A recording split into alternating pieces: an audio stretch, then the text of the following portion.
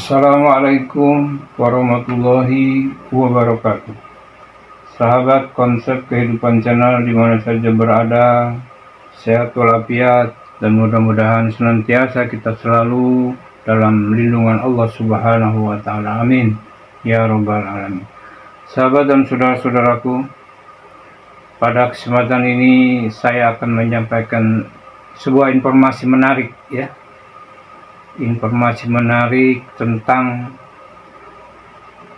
dibatalkannya atau tidak diakuinya nasab Bani Ba'alawi oleh Naqobah Dunia ya. Jadi perlu diketahui bahwa nasab Ba'alawi sampai saat ini tidak diakui oleh Naqobah atau pencatat nasab dunia. Jadi nasab Ba'alawi ini hanya diakui oleh Rabithah Alawiyah. Sebab hanya Rabithah Alawiyah yang mengeluarkan nasab Ba'alawi, ditandatangani, di stempel Rabithah Alawiyah tanpa diketahui atau didukung oleh Naqobah dunia lain. Tidak ada.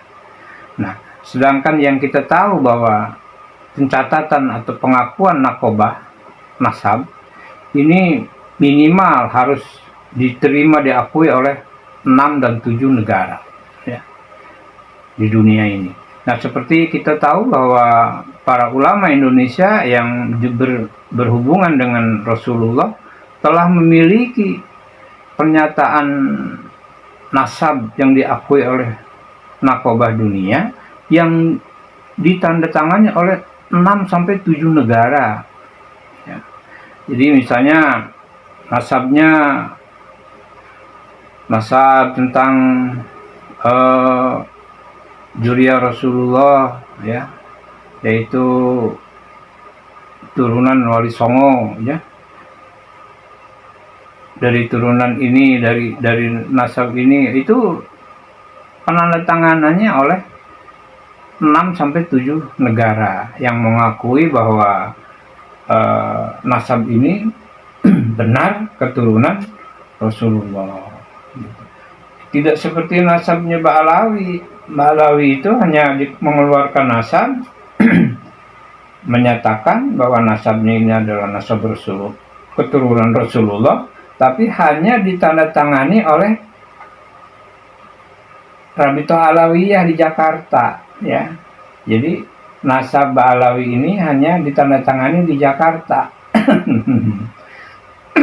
Tidak ditandatangani oleh negara yang mempunyai Naqobah ya. Baik sahabat ya, di sini ada perjalanan panjang tentang Naqobah atau pencatat Dzurriyyah Nabi ya, dimana perjalanan panjang penolakan ya Naqobah Bani Alawi oleh Naqobah dunia ya. Jadi sampai saat ini dunia yang mempunyai Naqobah itu tidak mengakui kalau Ba'alawi ini sebagai Dzurriyyah Rasulullah ya. Jadi kemudian juga banyak kisah-kisah fiktif ya, seperti hijrahnya Ba'alawi ya ke Irak, ke Yaman, itu fiktif. Bahkan bahwa Ba'alawi ini pun disebut tokoh fiktif. Jadi dengan demikian akhirnya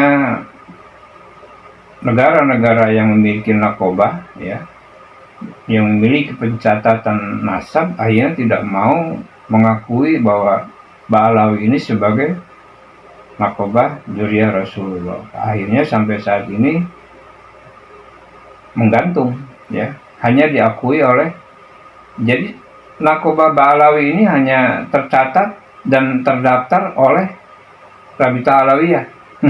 Itu saja.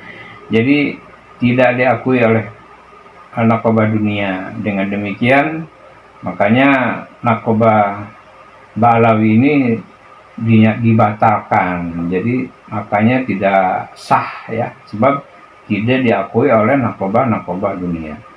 Baik sahabat, di mana saja berada, untuk lebih jelasnya perjalanan panjang sejarah narkoba Dzurriyyah Rasulullah Bani Ba'alawi yang ditolak ini, kita ikuti bagaimana ceritanya, bagaimana sejarahnya, bagaimana catatan panjangnya ya. Nah, narkoba ini tidak diakui, dan bagaimana narkoba lain yang diakui oleh narkoba dunia. Baik sahabat, untuk lebih singkat yuk kita simak perjalanan panjang dari catatan nasab Bani Ba'alawi yang sampai saat ini ternyata tidak diakui oleh narkoba dunia. Baik, kita simak video berikut ini.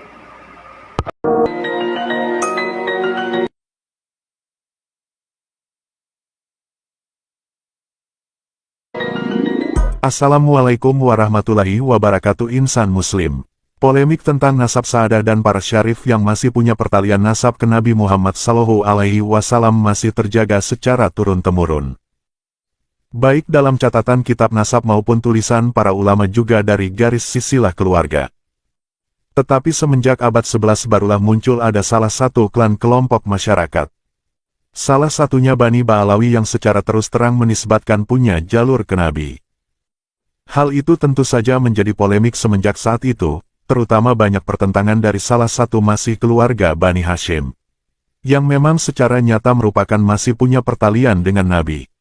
Bahkan pada saat Mekah masih di bawah kekaisaran pimpinan Ottoman, Raja Arab Saudi saat itu masih salah satu keturunan Nabi pernah melarang Bani Ba'alawi memakai gelar syarif. Karena Bani Ba'alawi tidak diakui sebagai zuriyah Nabi karena secara tegas tak ada bukti. Bahkan pada waktu itu penguasa di Mekah sampai mengeluarkan undang-undang bagi siapapun yang mengaku keturunan Nabi bila terbukti palsu akan dihukum mati. Dan bahkan setelah keruntuhan Kekaisaran Ottoman dominasi Saudi Arabian dan berganti dengan dinasti, masalah nasab Bani Ba'alawi tetap tidak berubah dan bahkan meragukan dan membatalkannya. Sebagaimana Sayyid Auda Al-Aqili, beliau pimpinan Naqobah Ashraf Al-Aqiliyin Mesir, juga dengan tegas menentang nasab Ba'alawi sebagai keturunan Nabi. Beliau meneliti semua kerancuan isbat Bani Alawi dijelaskan dengan beberapa bukti. 1. Apa yang diklaim disebut Bani Ba'alawi sebagai riwayat masyhur karena kesaksian-kesaksian orang-orang pada masanya dianggap kisah fiktif. Tentang hijrahnya Ahmad bin Isa ke Hadramaut menurut versi Ba'alawi ternyata berseberangan dengan sejarah yang ada di Irak, dan hal ini perlu digarisbawahi. 2. Kisah nasab Ba'alawi berdasarkan kisah fiktif yang berseberangan dan bertentangan dengan sumber yang lebih kuat dan juga kisah lain yang sangat janggal tetapi dipakai sebagai memperkuat isbat nasab Bani Ba'alawi. 3. Sedang saat Ahmad bin Isa tiba di Hadramaut, orang-orang Hadramaut sudah mengakui bahwa beliau adalah Sayyid, tapi keluarga Ahmad bin Isa masih mau memperkokoh. Sedemikianlah Sayyid Auda Al-Aqili setelah meneliti dengan pendapat-pendapat yang mengisbatkan nasab Ba'alawi serta pendapat-pendapat yang membatalkan nasab Bani Ba'alawi.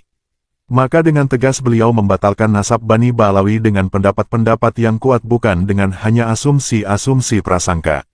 Sebagaimana statement beliau, Sayyid Auda Al-Aqili, pimpinan Naqobah Ashraf Al-Aqiliyin di Mesir, setelah meneliti pendapat-pendapat yang mengisbat nasab Ba'alawi, serta pendapat-pendapat yang membatalkan nasab Bani Alawi, menetapkan bahwa pendapat yang lebih kuat dan bukan sekedar prasangka, adalah pendapat yang menyatakan bahwa nasab Ba'alawi tidak sah dan batal. Beberapa bukti kerancuan isbat Bani Alawi menurut Sayyid Auda Al-Aqili adalah sebagai berikut. Yang pertama, apa yang disebut oleh pihak Ba'alawi sebagai riwayat masyhur, karena kesaksian orang-orang pada masanya, dianggap kisah fiktif oleh Sayyid Auda Al-Aqili. Kisah tentang hijrahnya Ahmad bin Isa ke Hadramaut menurut versi Ba'alawi, ternyata berseberangan dengan sejarah yang ada di Irak. Kedua, selain isbat nasab Ba'alawi berdasarkan kisah fiktif yang bertentangan dengan sumber yang lebih kuat ini, terdapat juga kisah lain yang sangat janggal, tetapi justru digunakan untuk memperkuat isbat nasab Bani Alawi. Dan ketiga, saat Ahmad bin Isa tiba di Hadramaut, orang-orang Hadramaut sudah mengakui bahwa beliau adalah Sayyid, tapi keluarga Ahmad bin Isa masih mau memperkokoh. Sayyid Auda Al-Aqili, pimpinan Naqobah Ashraf Al-Aqiliyin di Mesir, setelah meneliti pendapat-pendapat yang mengisbat nasab Ba'alawi serta pendapat-pendapat yang membatalkan nasab Bani Alawi, menetapkan bahwa pendapat yang lebih kuat dan bukan sekedar prasangka adalah pendapat yang menyatakan bahwa nasab Ba'alawi tidak sah dan batal. Untuk mengetahui secara lengkap bagaimana pernyataan Sayyid Auda Al-Akili tentang batalnya nasab Ba'alawi sebagai keturunan Nabi Muhammad, simak tulisan beliau berikut ini.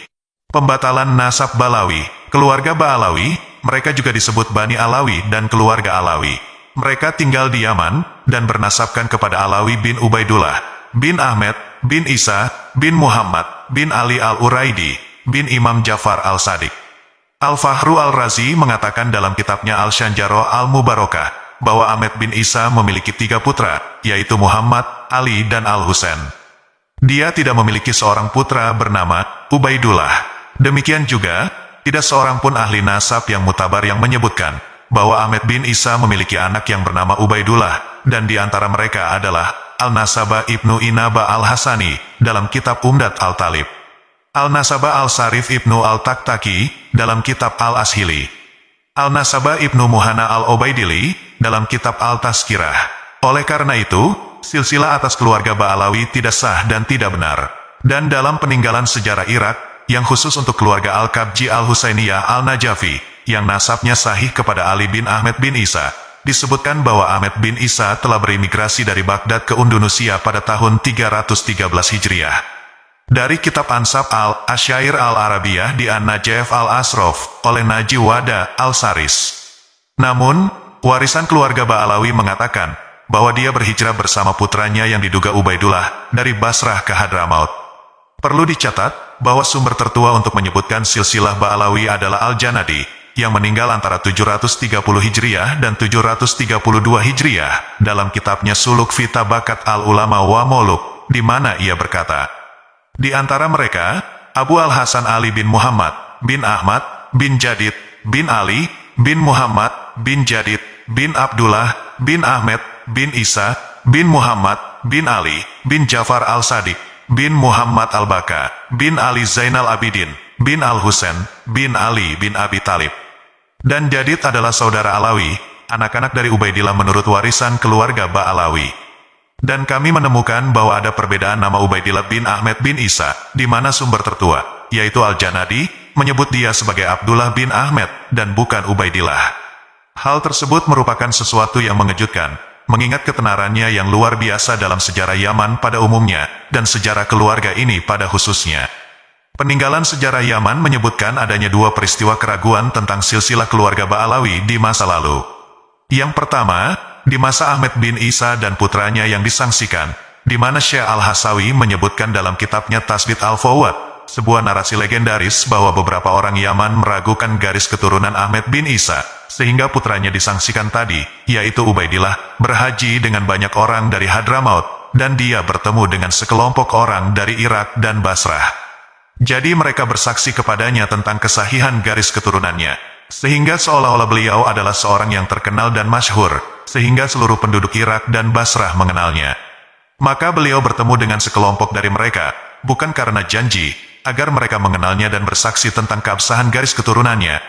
Padahal para ahli nasab mutabaroh tidak mengetahui, bahwa Ahmed bin Isa memiliki anak yang bernama Ubaidillah. Ahmed bin Isa adalah orang biasa, dan dia tidak memiliki ciri khusus yang membedakan di antara orang-orang Alawi, keturunan Sayyidina Ali, pada khususnya, atau di antara orang-orang pada umumnya.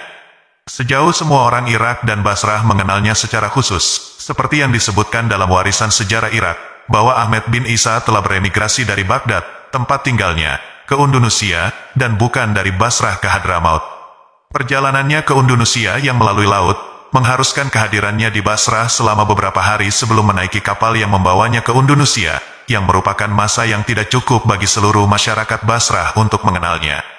Adapun kejadian keraguan kedua, seperti yang diriwayatkan oleh Abu Makrama dalam tarikhnya, Qolait An-Nahar, di mana dia berkata, dan ketika Ahmed bin Isa yang disebutkan di atas, dan orang-orang yang bersamanya datang ke Hadramaut, dan mengklaim garis keturunan yang terhormat, orang-orang Hadramaut mengakui keutamaan mereka dan tidak mengingkarinya.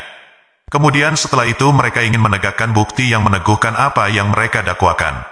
Saat itu, ada 300 mufti di Tarim, maka Al-Gamam Al-Muhadis Ali bin Ahmed bin Abi Jadid pergi ke Basrah, dan menetapkan silsilah nasab mereka di sisi hakimnya, dan menyaksikan kesaksian hakim tersebut sekitar 100 saksi yang ingin pergi haji, dan para jamaah haji dari Hadramaut mengawasi saksi-saksi itu. Jadi ketika mereka kembali ke Hadramaut dan menyaksikan hal tersebut, maka orang-orang mengakui garis keturunan yang terhormat itu, dan mereka mengikrar pada keutamaannya dan pelayanan mereka, dan para ulama dan orang-orang saleh berkumpul di situ.